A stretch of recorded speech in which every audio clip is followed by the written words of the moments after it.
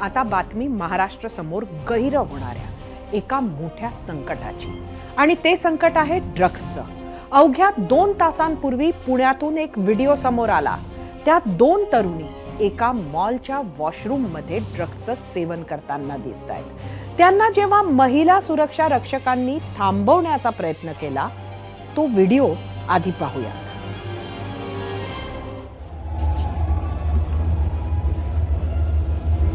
था ना,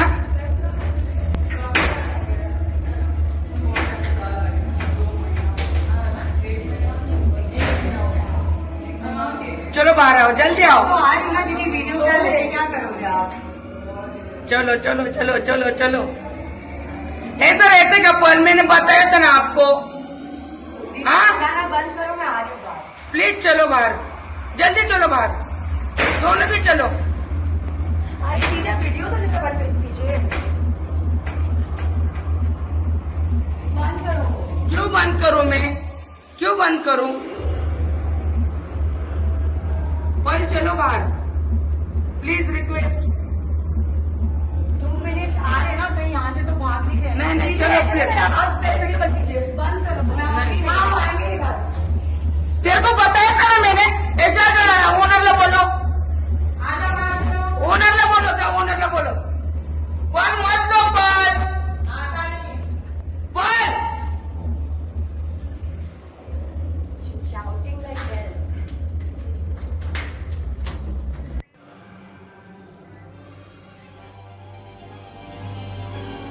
याच पुण्यातून अवघ्या 48 तास आधी असाच एक व्हिडिओ समोर आला होता. तो होता पुण्यातल्या फर्ग्युसन रोडवरच्या लिक्विड लाऊंज पब मधला. पहाटे 3 वाजता हॉटेलच्या बाथरूममध्ये तरुण ड्रग्सचं सेवन करताना दिसत आहेत. याच प्रकरणात पुणे पोलिसांनी आतापर्यंत 8 जणांना अटक केली आहे. सर्व आरोपींना 29 तारखेपर्यंत पोलीस कोठडीही सुनावण्यात आली आहे. सगळ्यात धक्कादायक म्हणजे ड्रग्स प्रकरणात गुन्हे शाखेच्या 2 पोलीस अधिकाऱ्यांना निलंबित करण्यात आलंय. तर आज पोलीस निरीक्षक अनिल माने आणि सहाय्यक पोलीस निरीक्षक दिनेश पाटील यांनाही निलंबित करण्यात आलंय. आता याच पोलिसांचं निलंबन का झालं आणि कोणाकोणावर कारवाई झाली आहे, हे सगळं आपण आता पाहणार आहोत. मात्र त्याआधी मुंबईचीही एक आकडेवारी सांगते. गेल्या 5 महिन्यांमध्ये एकट्या मुंबईत 470 कोटींचं ड्रग्स पकडण्यात आलंय. त्यात 570 गुन्हे दाखल करत मुंबई पोलिसांनी जवळपास 700 आरोपींना अटक केली आहे. आज NCBनं अहमदनगरच्या पाथर्डीमध्ये मोठी कारवाई करत 111 किलो गांजा जप्त केलाय. हा माल ओडिशातून मुंबईकडे आणला जात होता. एकीकडे राज्यातल्या याच सगळ्या ड्रग्स प्रकरणांवर कारवाई सुरू होती. पुण्यातील ड्रग्स पार्टी प्रकरणात तर धडक कारवाईही सुरू झाली आहे. पण त्यापेक्षा जास्त जोरात सुरू आहे राजकारण. एखाद्या प्रकरणात विरोधाला विरोध व्हायला हरकत नाही, मात्र जिथं गोष्ट समाजाची आहे, जिथं गोष्ट तरुणाईची आहे, जिथे गोष्ट आपल्या संस्कृतीची आहे, अशा वेळी मात्र सर्व पक्षीयांनी एकत्र यायला हवं. कारण हाच आपला राजकीय इतिहास राहिलाय. महाराष्ट्रातील ड्रग्सच्या कारवाया आणि राजकारण यावरच होता आपला दुसरा प्रश्न. तोच पाहण्यासाठी जाऊया आपल्या पोल सेंटरला. आजचा आपला दुसरा प्रश्न सांगते.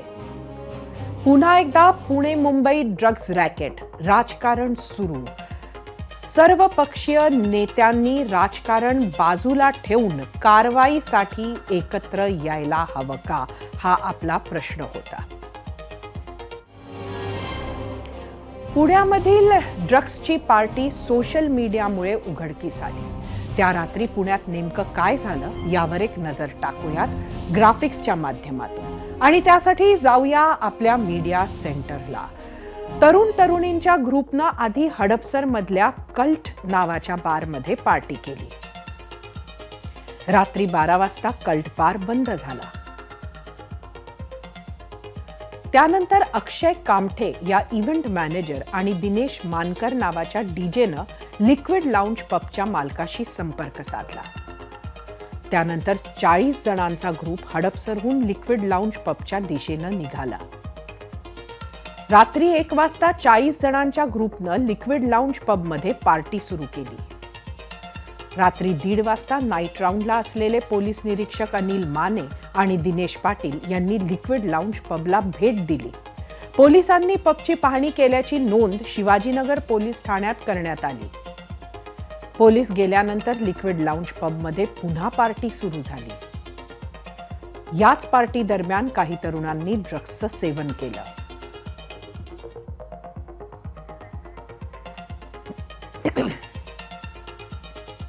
FC रोडवरील ड्रग्ज पार्टी प्रकरणी पुणे पोलीस आयुक्त अमितेश कुमार यांनी तात्काळ कारवाई केली. शिवाजीनगर पोलीस ठाण्यातील गुन्हे पोलीस निरीक्षक अनिल माने आणि सहाय्यक पोलीस निरीक्षक दिनेश पाटील यांना निलंबित करण्यात आलंय. या प्रकरणात आतापर्यंत कोणती कारवाई करण्यात आली आहे त्यावर एक नजर टाकूयात.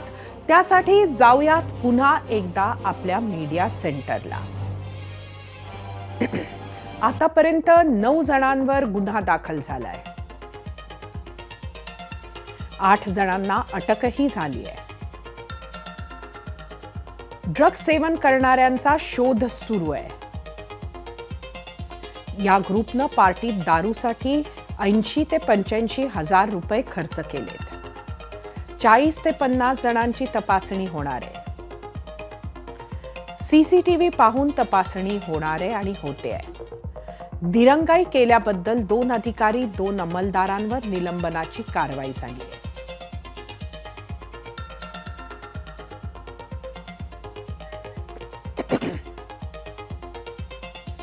या ड्रग्ज पार्टी प्रकरणावरून पुण्यातील राजकारणी समोरासमोर आले आणि लगेच आरोप प्रत्यारोप सुरू झाले. पब आणि बार मालकांचे पोलिसांसोबत आर्थिक हितसंबंध आहेत असा आरोप काँग्रेस आमदार रवींद्र धनगेकरांनी केला. तर या ड्रग्ज प्रकरणी पुणे पोलीस धडाधड कारवाई करत आहेत अशी प्रतिक्रिया भाजपा खासदार मेधा कुलकर्णी यांनी दिली आहे. पुणे शहरामध्ये चाललंय काय ही सगळी शंका पुणेकरांना आज येते. आज गेली वर्षभर मी सातत्यानं पब आणि अंमली पदार्थ आणि हुक्का पारलं ह्याच्यावर बोलत आलोय, पण पोलिसांना ह्याची जागच येत नाहीये. ह्याच्यामध्ये पोलिसांनी कसून चौकशी केली पाहिजे. आणि हे कामटे अनेक कामटे जसे ललित ठाकूर अनेक होते तसे अनेक कामटे ह्या सगळ्यांचा सारासार विचार करून सगळीकडे ह्या प्रशासनाने आपली कारवाई केली पाहिजे. माझं पोलीस प्रशासनाला पण हे म्हणणं आहे आणि सगळ्या यंत्रणेला हे म्हणणं आहे की जर का एखाद्या लोकप्रतिनिधींनी यादी घेऊन जर का नावं जाहीर केली असतील तर आयदर ज्यांची नावं त्या यादीमध्ये होती त्यांनी खरंच भ्रष्टाचार केला का, हप्ते घेतले का, याची माहिती घेऊन जर त्याच्यामध्ये तथ्य आढळलं तर त्या अधिकाऱ्यांवर कारवाई करा.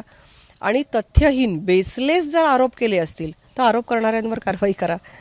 म्हणजे एखादा मुद्दा उपस्थित होतो सुटतो, उपस्थित होतो सुटतो, असं का? पुण्यातील ड्रग्ज प्रकरणावरून विरोधकांनी सरकारला धारेवर धरलं. विद्येचं माहेरघर अशी ओळख असलेल्या पुण्याची ओळख ड्रग्ज व पबचे माहेरघर अशी होत असल्याची टीका राष्ट्रवादी शरदचंद्र पवार पक्षाचे प्रदेशाध्यक्ष जयंत पाटील यांनी केली. पोलिसांना गुन्ह्याची माहिती आता त्यांच्या खबऱ्यांकडून मिळत नसून ती सोशल मीडियावर मिळते असंही जयंत पाटील आपल्या ट्विटमध्ये म्हणाले आहेत. तर विरोधी पक्षनेते अंबादास दानवे यांनी राज्य सरकारला आणि त्यातही गृहमंत्री देवेंद्र फडणवीसांना लक्ष्य केलंय. आता त्यांनी मागे म्हटलेलं आहे की एखादं पुत्र जरी गाडी खाली आलं तर राजीनामा मागतात. आता जनाची नाही तर मनाची सगळ्या गोष्टी सगळ्यांनी ठेवल्या पाहिजे असं मला वाटतं. रोज या सगळ्या गोष्टी होतात. पुण्याचं नाव बदनाम होतंय. पुणे आपली एक सांस्कृतिक राजधानी या महाराष्ट्राची. असं असताना पुण्याचं नाव अशा पद्धतीनं समोर येणं ह्या महाराष्ट्राच्यासाठी अतिशय दुर्दैवी आहे, अपमानास्पद आहे. आणि म्हणून राज्य सरकारने याचं काहीतरी नैतिक जबाबदारी स्वीकारली पाहिजे. पुणे ड्रग्ज प्रकरणात राज्याचे माजी गृहमंत्री आणि शरद पवारांच्या राष्ट्रवादीचे नेते अनिल देशमुख यांनी सुद्धा प्रतिक्रिया दिली. सरकारनं हे प्रकरण गांभीर्यानं घेण्याची गरज आहे. केवळ 1-2 अधिकाऱ्यांचं निलंबन करून चालणार नाही अशी टीका अनिल देशमुख यांनी केली आहे. पुण्यामध्ये वारंवार ड्रग्जच्या घटना घडत आहेत आणि अशा पद्धतीनं जर पुण्यामध्ये अशा घटना वारंवार होत असतील तर तिथे शासनाने लक्ष दिलं पाहिजे. प्रशासनाने फक्त किंवा प्रशासनाने फक्त 1-2 अधिकाऱ्याला निलंबित करून चालणार नाही. याच्यामध्ये जे अधिकारी दोषी आहेत की ज्यांच्या दुर्लक्ष केल्यामुळे अशा प्रकारच्या घटना घडतात, त्यांच्यावर कठोर कारवाई प्रशासनाने आणि शासनाने केली पाहिजे. पुण्याच्या बारमध्ये ड्रग्ज सेवनाची घटना समोर आल्यानंतर मुंबईत ड्रग्ज तस्करांवर पोलिसांनी केलेल्या कारवाईची आकडेवारीही थक्क करणारी आहे. मुंबई पोलिसांनी गेल्या 5 महिन्यात 473 कोटी 7,21,890 रुपयांचे ड्रग्ज पकडले आहे. या कारवाईत 570 गुन्हे दाखल करण्यात आले आहेत, तर 686 जणांना आतापर्यंत अटक करण्यात आली आहे. मुंबईत सर्वाधिक गुन्हे हे गांजा आणि MD तस्करीचे नोंदवण्यात आले आहेत. पोलिसांच्या कारवाईत एकूण 834 किलो 18 ग्रॅम अंमली पदार्थ आतापर्यंत जप्त करण्यात आले आहेत. ड्रग्जचं सेवन केल्याप्रकरणी जवळपास 3,000 जणांवर गुन्हे दाखल केले असून 3,640 जणांवर कारवाई आतापर्यंत करण्यात आली आहे. आता वळूयात आजच्या भागातील पुणे मुंबईमध्ये ड्रग्जच्या विळख्यात सापडलेल्या तरुणाईच्या प्रश्नाकडे. या प्रश्नावर तुम्ही दिलेल्या प्रतिक्रिया पाहण्यासाठी जाऊया आपल्या मीडिया सेंटरला. सुरुवातीला परत एकदा आजचा दुसरा प्रश्न. पुन्हा एकदा पुणे मुंबई ड्रग्ज रॅकेट, राजकारण सुरू. सर्वपक्षीय नेत्यांनी राजकारण बाजूला ठेवून कारवाईसाठी एकत्र यायला हवं का? सोशल मीडियावर काय आल्या आहेत प्रतिक्रिया बघूयात. यूट्यूबवरून प्रवीण हिरे, नेत्यांना फक्त राजकारण करायला पाहिजे, त्यांना काही देणे घेणे नाही समाजाचे. यूट्यूबवरूनच ज्ञानेश्वर कदम, 100% सर्वपक्षीय नेत्यांनी एकत्र येऊन योग्य ती कार्यवाही महाराष्ट्र हितासाठी करावी. यूट्यूबवरून महेश जयदेवकर, नक्कीच एकत्र आले पाहिजे कारण प्रश्न गंभीर आहे. फेसबुकवरून जयराज सिंग परिहार, ही काळाची गरज आहे, सर्व राजकारण्यांनी एकत्र येऊन या संकटाला पळवून लावलं पाहिजे. इंस्टाग्रामवरून रामचंद्र, होय एकत्र यायला हवे.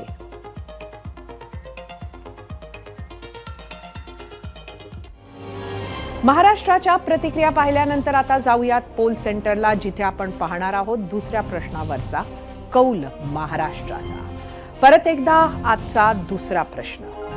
पुन्हा एकदा पुणे मुंबई ड्रग्ज रॅकेट, राजकारण सुरू. सर्वपक्षीय नेत्यांनी राजकारण बाजूला ठेवून कारवाईसाठी एकत्र यायला हवं का? 14,000 मतं यूट्यूबवर. 95% होय म्हटलंय, 5% नाही. इंस्टाग्रामवर 1,000 मतं.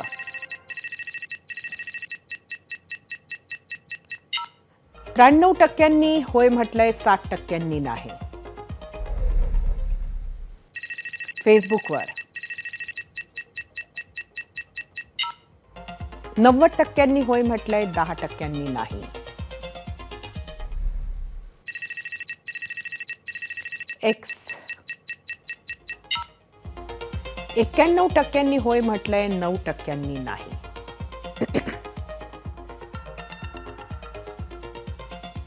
महाराष्ट्रातील तरुणाई भोवती ड्रग्जचा विळखा आवळला जातोय. गडचिरोली ते मुंबई याचा प्रभाव का आणि कसा वाढतोय, याचे तोटे, या मागणीची कारणं असे मुद्दे गेल्या वर्षभरात आपण 0 आवरमध्ये अनेकदा दाखवले आहेत. नशेच्या विळख्यातून आपलं भविष्य, आपली युवा पिढी वाचवायची असेल तर सुजाण नागरिकांपासून ते सरकारपर्यंत सर्वांना आपला वाटा उचलावा लागेल. यात पोलिसांची भूमिका जास्त महत्त्वाची आहे. कान, नाक, डोळे उघडे ठेवून त्यांना कठोर पावलं उचलावी लागतील. या मार्गावर अडथळे, आमिष आणि दबाव असणार हे गृहीत धरलेलं आहेच, पण आत्ता ती बंधनं झुगारली नाहीत तर येणाऱ्या पिढीला मोठी किंमत मोजावी लागणार आहे. पोलिसांपेक्षाही जास्त जबाबदारी सरकारची आहे आणि सर्वपक्षीय राजकारण्यांची. विरोधात असलं की पुरावे गोळा करायचे, रान उठवायचं आणि सत्तेत आलं की सगळं विसरायचं, कानाडोळा करायचा किंवा शांत बसून वसुली सुरू ठेवायची, असे प्रकार बंद होणं गरजेचं आहे. या धंद्यात पैसा एवढा अमाप आहे की कुणालाही भुरळ पडावी, पण या मार्गानं पैसा मिळवताना त्याच्या बदल्यात शेकडो, हजारो नाही तर लाखो कोट्यावधी तरुणाईच्या जीवाशी आपण खेळतोय. कुणाच्या प्राणाचं, कुणाच्या आयुष्याचं, कुणाच्या भविष्याचं आपण आपल्या हाताने मातेरं करतोय याचं भान ठेवायला हवं. आपले पोलीस आणि राजकारणी ड्रग्ज विरोधातलं युद्ध मजबूतीनं लढतील अशी आशा करूयात. एबीपी माझा, उघडा डोळे बघा नीट.